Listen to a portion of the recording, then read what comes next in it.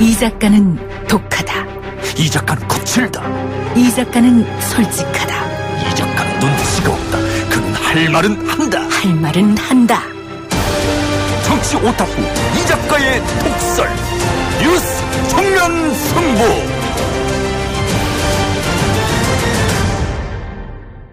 시진핑 중국 국가주석의 북한 방문 계획이 전격 발표되면서 한반도 안보 정세는 다시 한번 새로운 국면으로 접어들고 있습니다. 북중 정상외교의 결과로 하반기 남북 북미 정상외교의 시점도 결정될 것으로 보이는데요. 정세현 전 통일부 장관과 함께 한반도 안보 정세에 대해 이야기 나눠보겠습니다. 장관님 나와 계십니까? 예, 나왔습니다. 예, 안녕하십니까. 자, 예, 안녕하세요. 예. 시 주석의 북한 방문 왜 지금 시점에 방북하는 걸까요?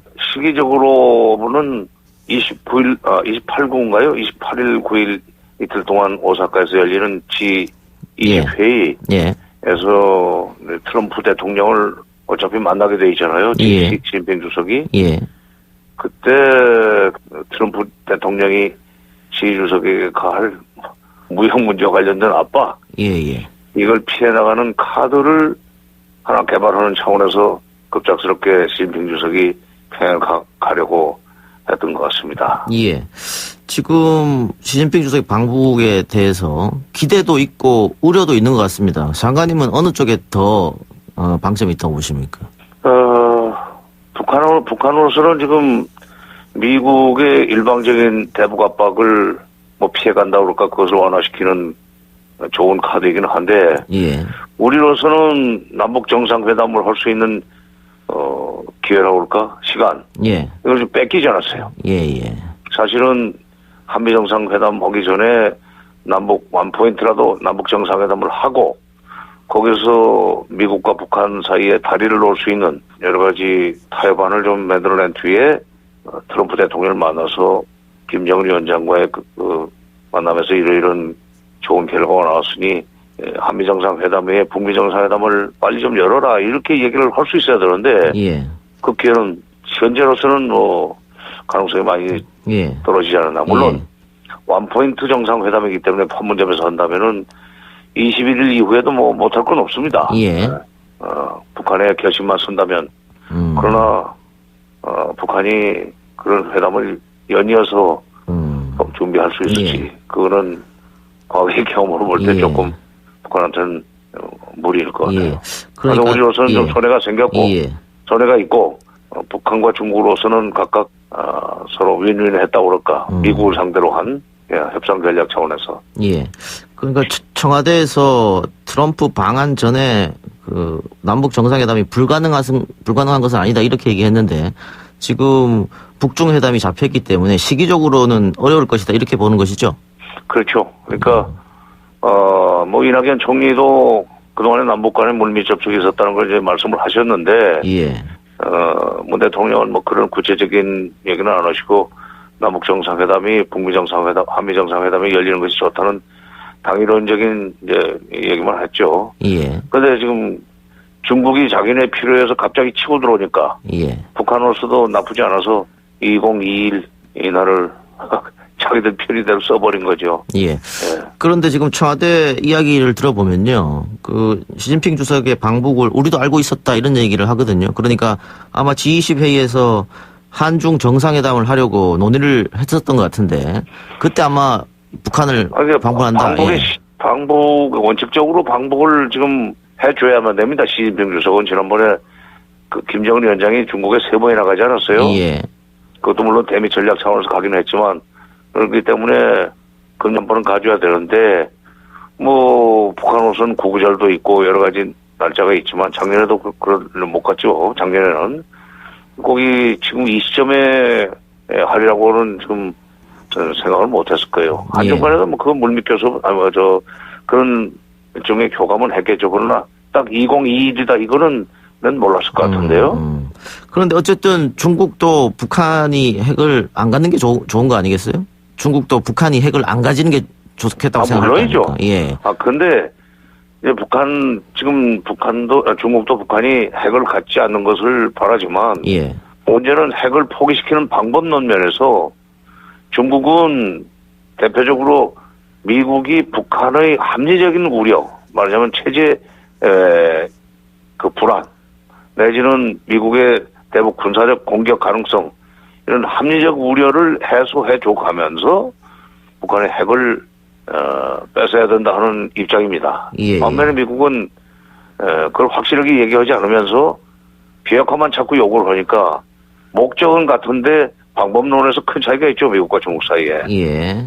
그러면은 지주석이 가서 이 북핵 협상을 촉진하는 역할은 좀 하리라고 보십니까?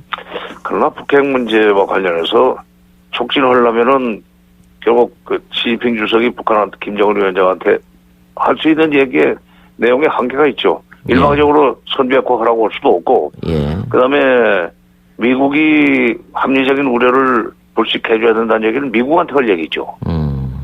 그러니까 뭐 북핵 문제와 관련해서는 크게 그렇게 저는 도움이 된다고 생각하지 않습니다. 아, 그렇습니까?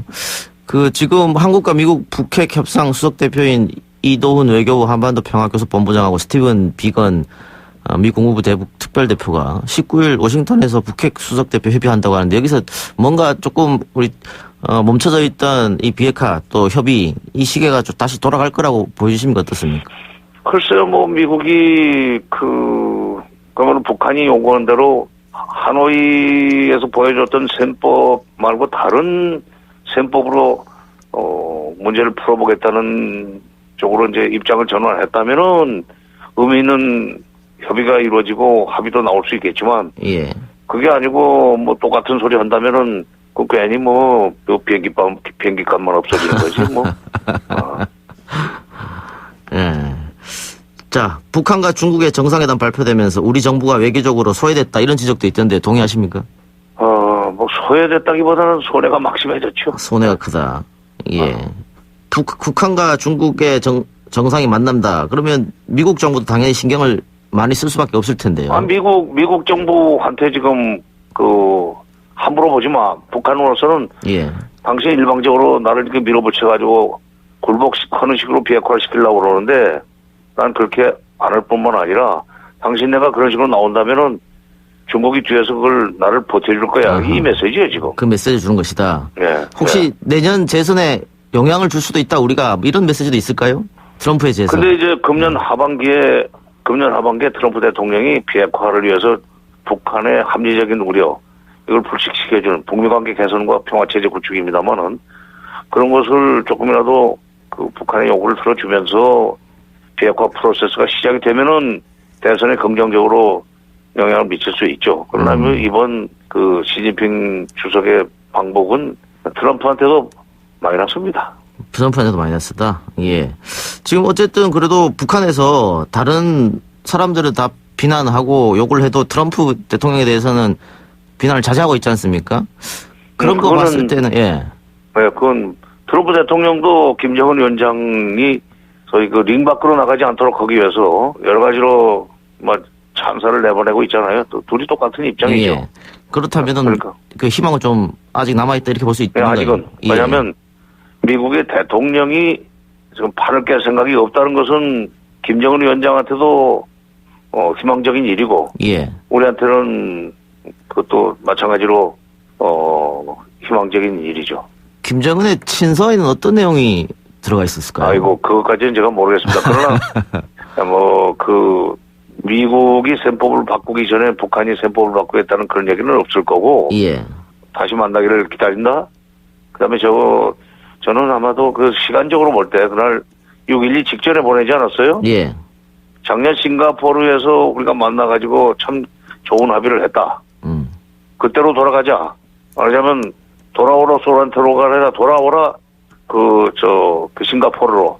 그다음에 잊지 말자 6.12. 예. 뭐 그런 내용이 들어가지 않았는가 하는 생각입니다. 예. 아까 장관님 트럼프 방한 전 남북 정상회담은 시기상 좀 어려졌다 이런 말씀하셨는데 혹시 시간적으로. 방한 후에 혹시 정상회담이 있을 수 있을까요?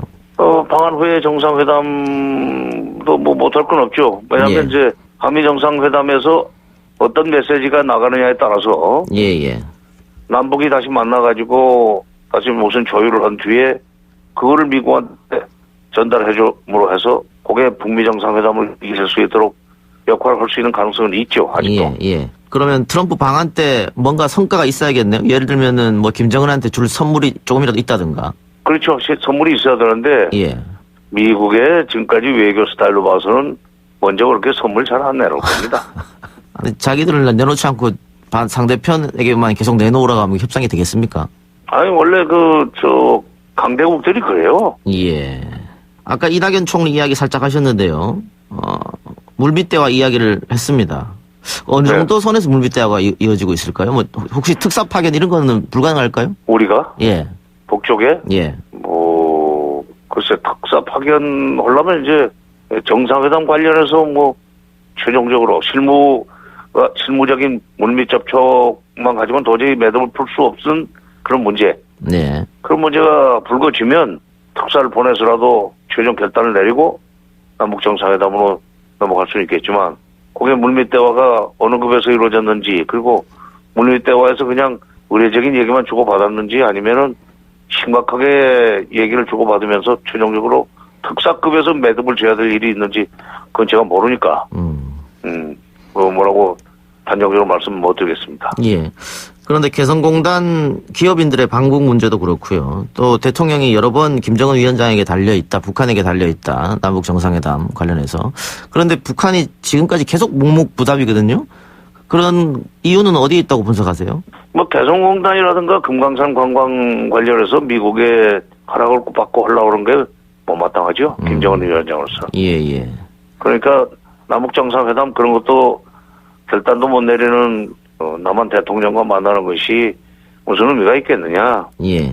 뭐 미국한테 먼저 그 북미 간의 그런 문제에 대해서 큰 틀의 합의를 하고 그 다음에 남한 대통령과 만나서 이제 미국이 허락했으니까 빨리 하시오 하는 정도의 얘기를 해야 된다고 생각하고 있을 거예요. 지금 평양에서는. 예. 좀 이게 좀 기분 나쁜 일이고 잘못된 일이지만 우리가 그렇게 일을 그렇게 해왔기 때문에 북한이 우리를 그렇게 대접한다고 해서 무조건 화만 낼 수는 없이 됐습니다, 지금. 예. 근데 뭐 우리 입장에서는 또 미국의 또 눈치를 안 볼 수 없는 입장 아니겠습니까? 근데 미국의 눈치를 안 볼 수 없다는 얘기부터가 나는 조금 마음에 안 들어요. 예. 왜냐면 미국과 긴밀하게 협의를 하고 협조해야 될 일이 있고. 예. 우리 독자적으로 해도 되는 일들이 있습니다. 예. 예를 들면 개성공단이나 금강산 관광은 문제는 개성공단은 박근혜 정부 시절에 우리 정부가 내린 행정명령이에요. 예. 금강산 관광 중단도 이명박 정부가 내린 행정명령입니다. 유엔 제재하고는 전혀 무관해요. 예. 그건 미국에 안 물어봤어도 되는 거예요. 근데 처음에 이게 잘못 판단해가지고 미국한테 물어보기 시작했기 때문에 이제는 처음에는 모르고 물어봤는데 이제는 우리 독자적으로 할 거야 할 수 없게 돼버렸어요 지금. 지금은 불가능하다 이 말씀입니까? 지금은 이제 어렵게 됐습니다. 이게 그렇게 이돈 본부장이 가가지고 미국 가서 한미 워킹 그룹에서 그 얘기를 꺼내가지고 미국 실무자들한테 노라는 답을 받고 바로 그걸 공표를 해버렸는데 예. 그건 잘못한 거예요. 예. 왜냐하면 노가 나왔어도 대통령한테 보고를 하고 예. 무슨 일을 하면은 한 번 물어보고 됩니까? 그 윗급에서 또는 최종적으로 대통령 선에서 이거 정말 미국이 우리 국민들의 요구 특히 중소기업들 생각해서 이거 풀어줘야 된다는 얘기를 해가지고 진정성 있게 얘기를 하면은 미국 대통령도 그거 들어줄 수 있어요. 근데 실무자들은 뭐든지 처음부터 안 된다고 그래요. 과거의 사례로 보면. 예. 그러면 좀 아쉽다 이 말씀이네요. 그거 이제 일을 그렇게 공개적으로 벌려놔 버렸으니. 예. 이제 와서는 뭐 장기를 새로 둘 수도 없고. 예. 그러면 뭐 금강산 관광도 안 된다. 개성공단도 못 열어주겠다. 또 김정은에게 따로 선물도 없다. 그러면은 뭐 3차 북미 정상회담이 열린다고 하더라도 과연 열매가 있겠느냐 이런 생각이 드는데요. 결국 이제 그 문제가 전부 다 북미 정상회담에서 결론이 날 때까지 기다릴 수밖에 없이 됐어요. 순서가. 아니 비핵화 프로세스가 시작이 되고 예. 북한이 비핵화하는 데 대한 대가로서 여러 가지 제재를 풀어나가는 과정에서 원래는 유엔 제재에 포함 안 됐지만 한국 정부가 그 잘못 생각해서 제재와 연결시켜놓은 금강산 관광 개성공단은 먼저 좀 풀어도 되겠네. 그런 식으로 나올 때까지 기다릴 수밖에 없이 됐죠, 이제. 예, 알겠습니다. 장관님 오늘 귀한 시간 감사합니다. 예. 네, 고맙습니다. 지금까지. 예, 감사합니다. 예. 정세현 전 통일부 장관이었습니다.